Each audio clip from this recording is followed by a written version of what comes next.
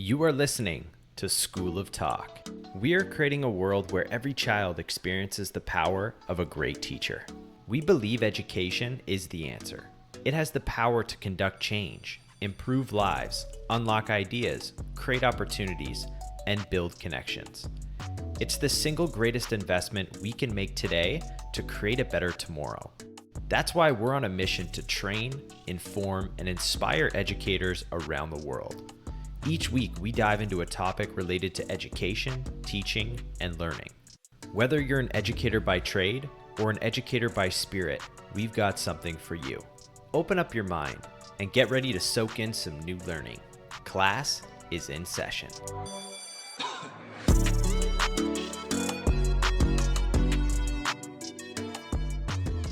Hello and welcome back to the School of Talk. Today we're joined by Ginny Prairie. Ginny, how are you doing? I'm doing great, Ryan. How are you? Yes, very well. Hit December now, so the countdown begins. How are you spending Christmas this year?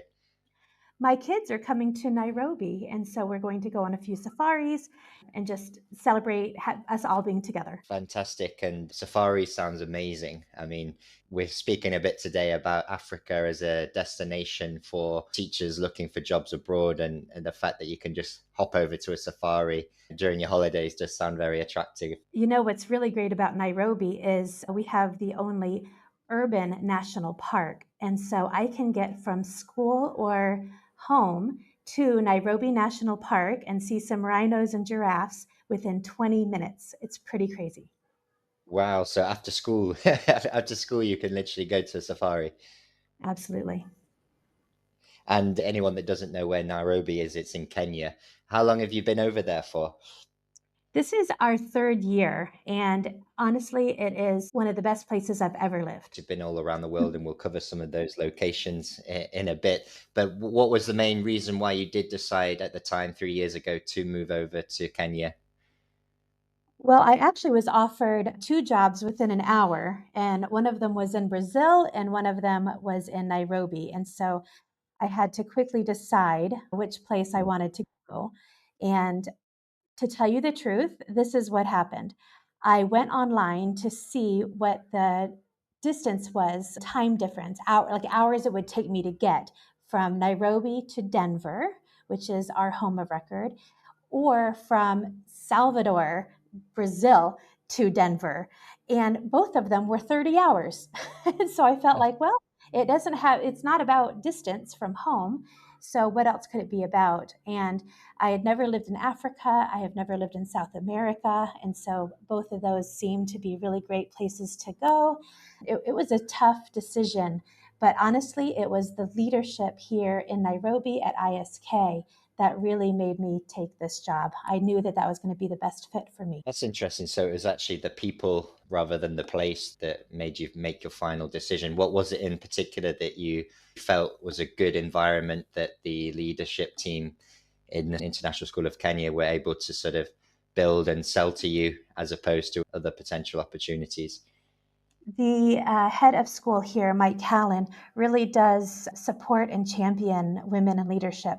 We are a school that has 3 female principals and currently 1 female assistant principal, but next year 2 female assistant principals. Our head of student support is a female.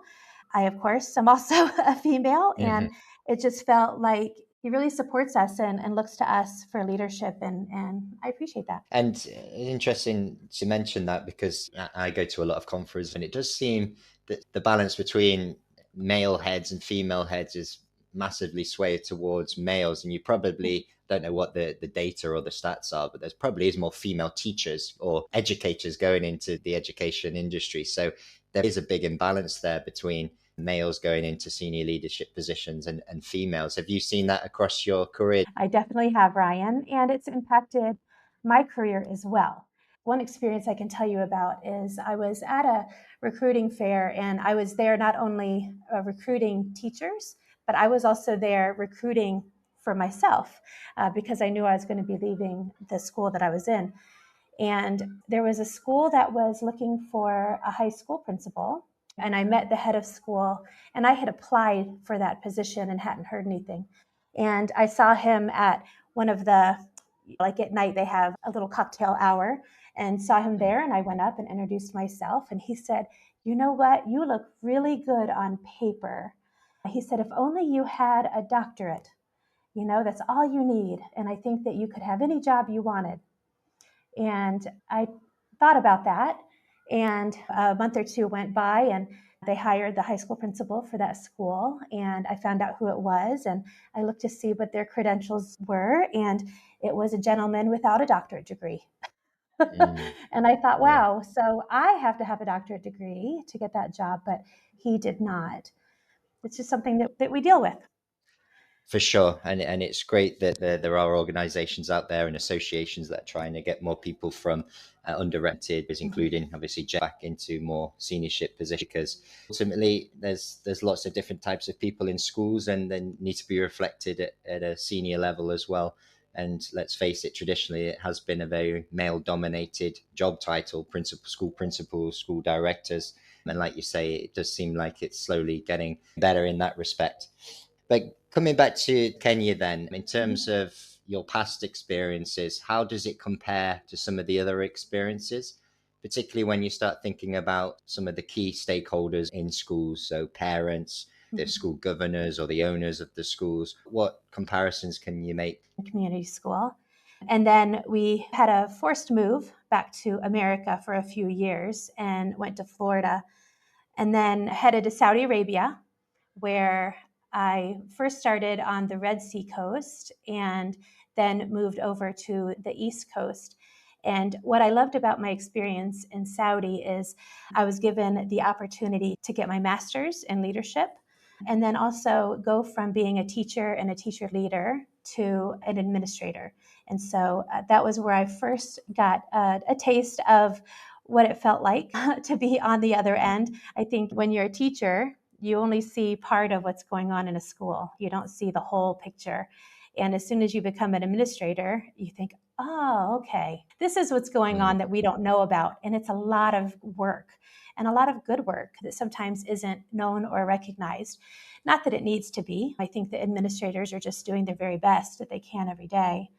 And so because of that opportunity in Saudi, I was able to continue as a leader in schools in South Korea and then in Tokyo, Japan, before I got here. When it comes to stakeholders, it's really interesting. I think it's the most important work. And for me in my job is just to listen to people and try to understand all of the different views that they have and things that they need. I've worked in schools where teaching maybe wasn't necessarily first for why someone would join that school. Maybe being a missionary was their first reason for teaching at a Christian school, and then teacher was second, or maybe the adventure was their first reason for wanting to move to that place. I think about Tokyo, and always when we would recruit, you would hear candidates say, "Oh, I've always wanted to live in Japan. Japan seems really neat." And it makes you think about, but what are you bringing to our school? How are you going to make us better? How are we going to improve you as a teacher and learner as well? And so I think about just when you talk to teachers and why they're at a school or why they want to go to a particular location, I think it's important to know the whole story. And I think it's important to understand what the community needs. When it comes to communication, every school is different and every person is different. Some people want to know everything that's going on. They need to know everything. And some people are okay, just, hey, let me do my job. Tell me when I need to do something and tell me what I need to know then, and that's okay. And I think it just boils down to trust. And so, really trying to make sure that you're building trust with all the different stakeholders and what might be holding you back. It could be something that might be personal, or it could just be the community. And so I think that those are things that I think about when I have to manage different stakeholders. Here in Nairobi, what I love is our board is made up of members of the US Embassy and the Canadian High Commission, as well as other organizations like the United Nations and UNICEF and different non-government types of organizations.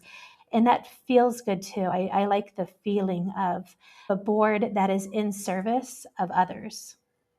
And I can feel that in our meetings too. You know what I mean?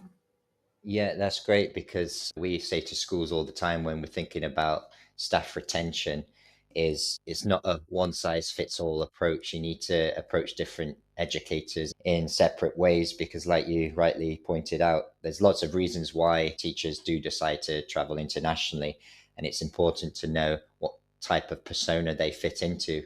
So individuals, like you say, Japan, if you ask most people what their top bucket list is, not just for teaching but generally for travel, Japan is usually, you hear it quite a lot, don't you? And if they're just going for the travel experience or just to be in Japan, there's ways you need to approach those teachers to then try and identify those other types of teachers that might fit more the community builder type or the growth mindset type of teacher that is actually moving to a school because they want to grow in their education career, not necessarily just base it on what fun they're going to have in the country or their work-life balance, which are also equally important. And schools have to accept that a lot of teachers do go into the profession because they do want to travel the world and see lots of, like yourself, you've seen some fantastic places there that you've listed off. But from a candidate's perspective, they need to bear in mind that when they are in the interview, they need to portray the key message that they need to in front of the school to ensure that the school realizes that this candidate isn't just coming because of X, Y, or Z, but they actually do want to grow with us. And interesting there, you mentioned Saudi Arabia, and you were probably there at a time when schools were starting to really rack up in terms of number. We've seen even in this year the number of schools that have suddenly grown, school groups that have acquired lots of schools and now looking for lots of teachers. Were you there probably, was it about 5 years ago, would you say, in Saudi? Oh, no, it was longer than that.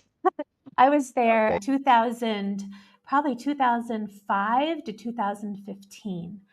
And I Oh, worked wow. with, So, yeah. and we went for 2 years and stayed for 10. That's really what happened. We were there at a really special time. I'm sure it's still special. I haven't been back, but we worked for International Schools Group, which is a group of schools. They used to be called Saudi Arabia International Schools, SAIS.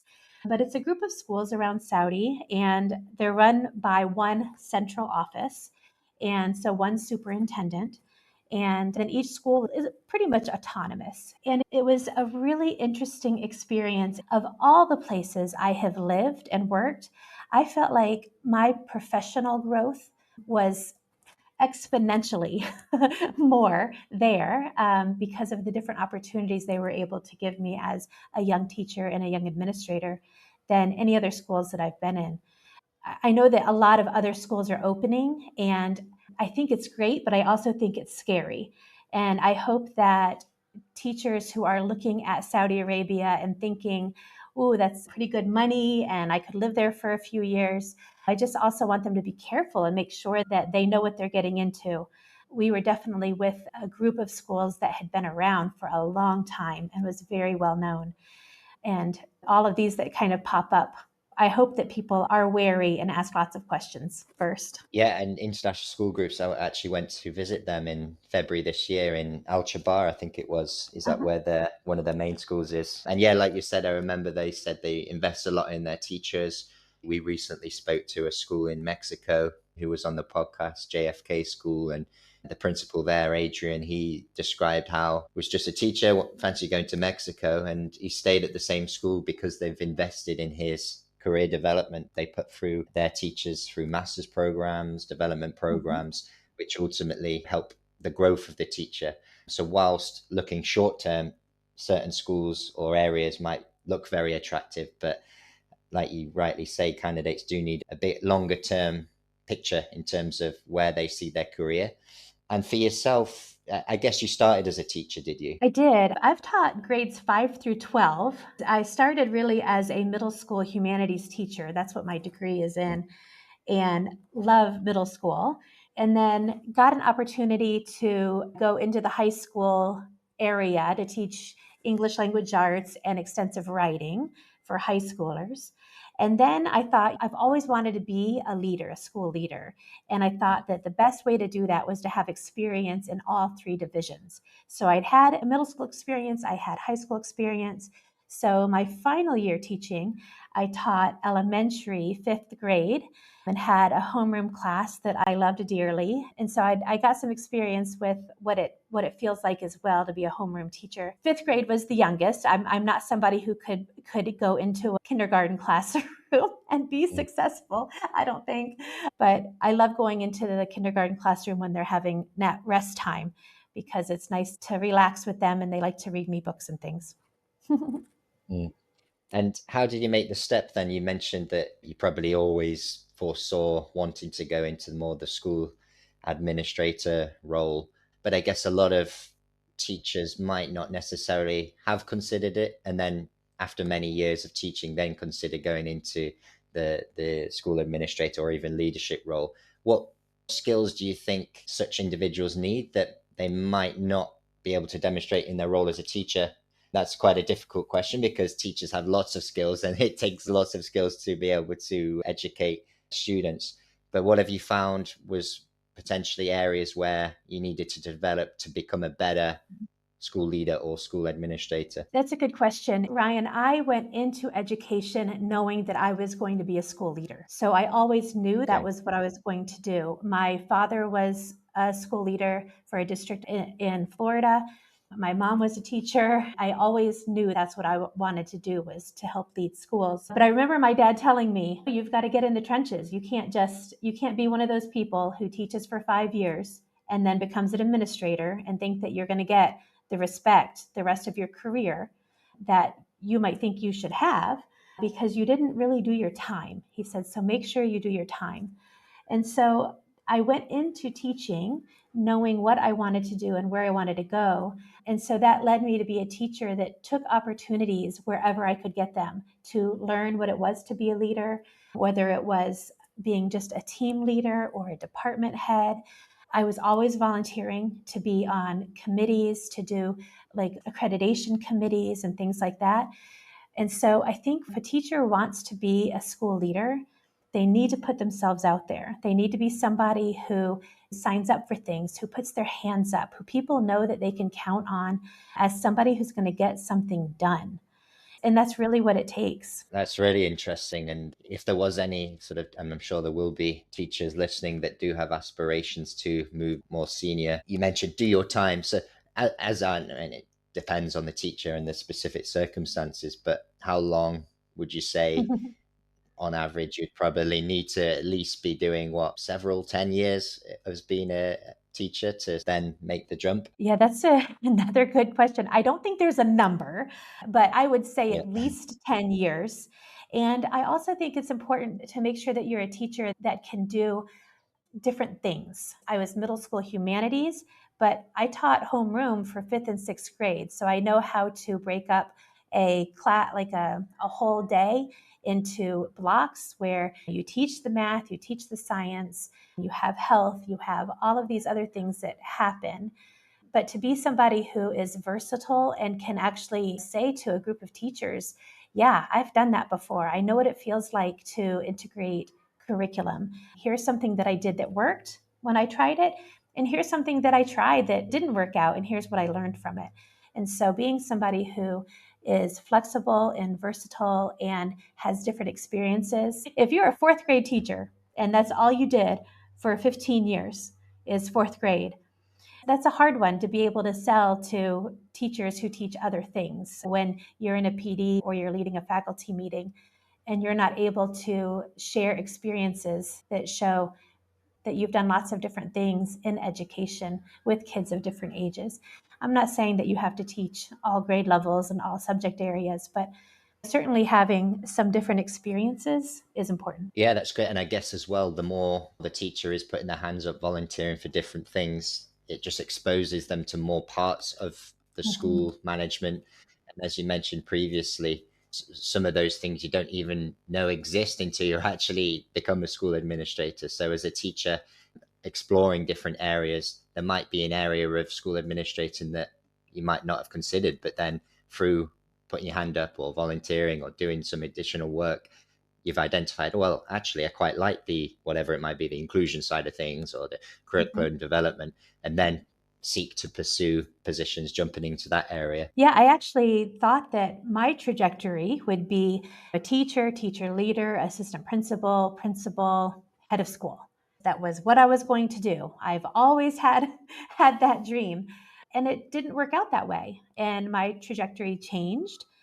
And I think that it changed for a reason. I think that I've learned a lot about teaching and learning and how I go about what that looks like in the schools where I've worked. And it's been a good change now that I work very closely with our head of school. And every day I say, oh, there's reason 475 that I'm glad that I'm not a head of school. The things that they have to do on a daily basis, nobody understands the difficulty that they have when they're dealing with whether it's disgruntled parents or disgruntled teachers or buying land or building. I don't know. There's just so many things that they deal with that I love that I get to spend my day thinking about teaching and learning and talking to teachers and talking to kids and helping others grow in their learning. Just what a great career I get to have and not have to deal with all of those things that a head of school deals with. It's like being a CEO, isn't it, really, of a company, being a head of school, because you've got so many different things and facets to do. And I find actually a lot of school directors, a lot of their time's actually on recruitment, which is not what they want to be doing. But because of the global teacher shortage and the problems around recruiting enough teachers, it's like a lot of directors have to spend 50% of the time just recruiting teachers and Right. staff. So they're not instructional So you're the leaders. And I know that they went mm, into it wanting to be an instructional leader. And I think that's what's right, hard. and you're director of teaching and learning.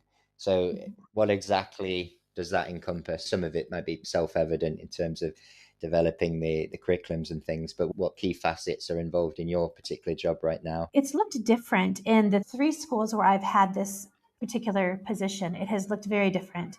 In Saudi Arabia, it was trying to figure out how to lead a district of schools that included the British national curriculum, international curriculum, IPC, American curriculum. It was how do you get all of these people who have different styles of how they're supposed to teach and how kids are supposed to learn? How do you bring them together to learn together? That was challenging. So my job there looked very different. And that was also at the time when standards were pretty new. And so it was helping teachers get out of textbooks and get into standards. And so I really liked that journey. I thought it was really interesting and it got us all on the same page. In Japan, I was director of learning there for a little while, and my job there looked a little bit different as well. And it was really thinking about how do we ask teachers, or what does it look like for teachers to document curriculum and what they do each day when they have kids that no matter what they do with the kids each day, these kids are going to have the best scores, get into the best schools. They're eager to learn. They're eager to they're just like sponges.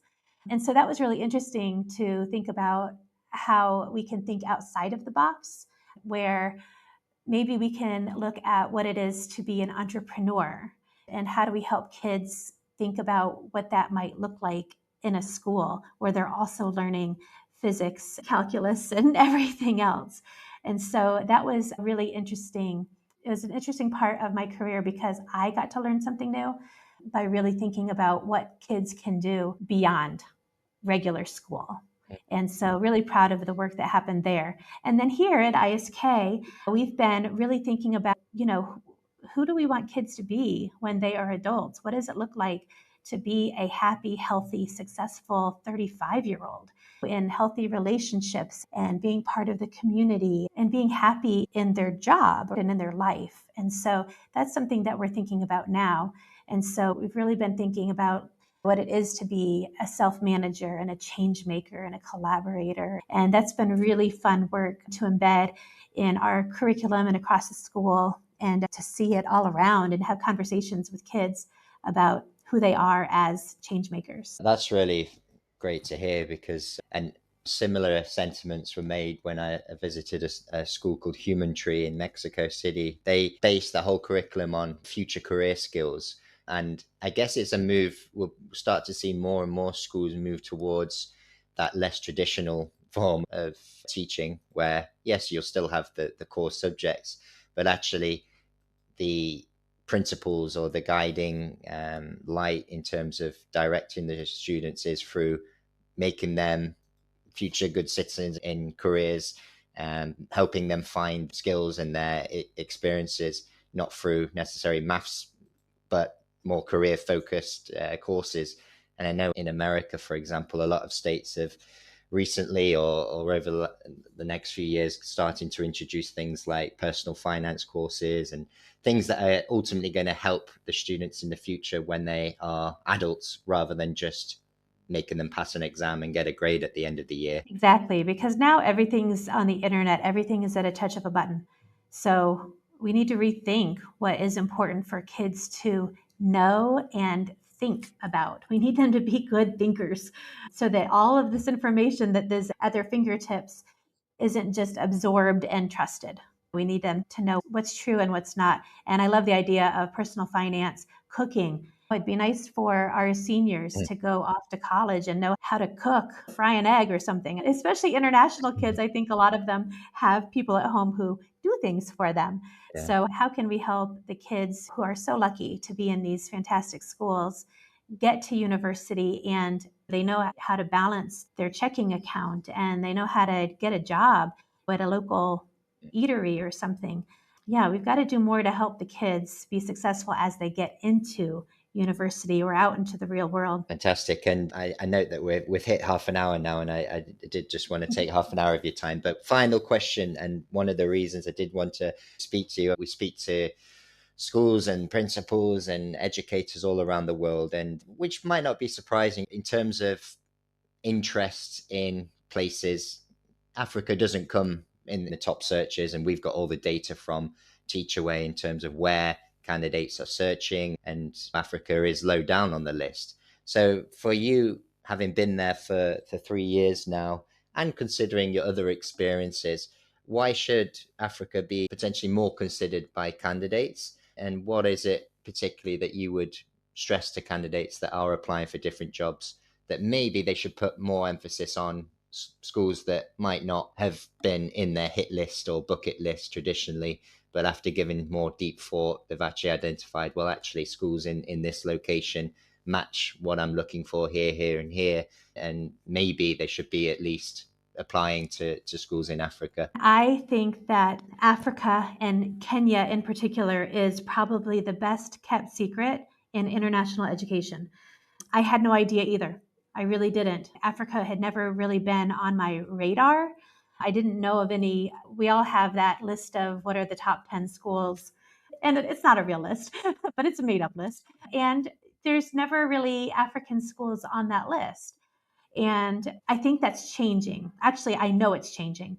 I can brag a little bit about ISK. I think that we are a school that people are now really wanting to come to because they have seen what we're doing. We're really trying to actively show what learning looks like here and how we support teachers. And so I'm really excited about the work that we've been doing. But when I think about Africa now being my third year, so there's this Swahili word, umoja. And umoja it's oneness, feeling of unity. And I have never felt that in the other places that I've lived. When you think about the continent or the region, you might, like as a country, there might be a oneness, but even in Japan, I didn't feel like I was part of that oneness because I felt very foreign in Japan. In Africa, I don't care where you are, but I feel like I have been more accepted and valued here than I have been anywhere. I think that the people here are amazing. It is so diverse and it's so welcoming. And I'm just really appreciative of everyone that I have gotten to meet, not only here in Kenya, but even as I travel and go to schools in South Africa and Uganda and Rwanda and Cote d'Ivoire and Ghana, like anywhere that I've traveled, I have always felt so accepted and wanted. And that's always a good feeling. Yeah, I think that Africa is pretty amazing. And we have an organization called ASA, which is like the Ear Coast and NISA, but of Africa. And the work that they have been doing in my time here, I think has been extraordinary. They're really evolving into a resource for really great professional development, not only for teachers, but for host nationals and local teachers and teaching assistants who are wanting to move to other African countries and become teachers or upskill themselves from being a teaching assistant to a teacher and what that looks like and how to do it.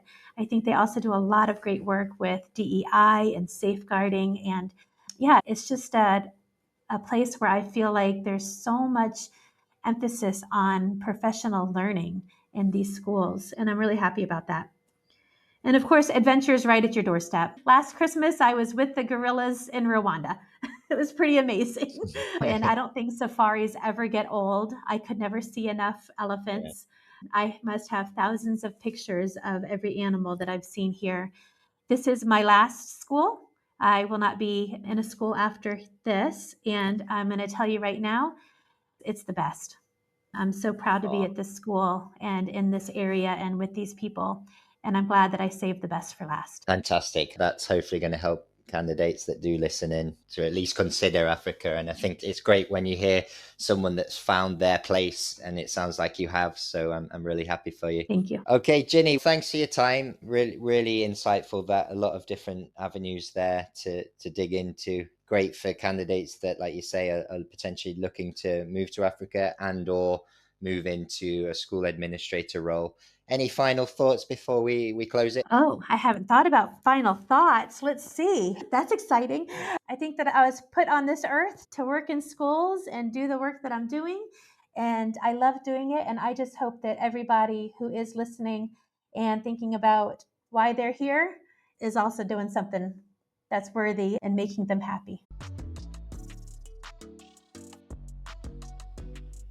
Thank you for listening to this episode of School of Talk. If you enjoyed today's episode, be sure you subscribe to the podcast. If you love today's episode, share this out with a friend. Class is dismissed.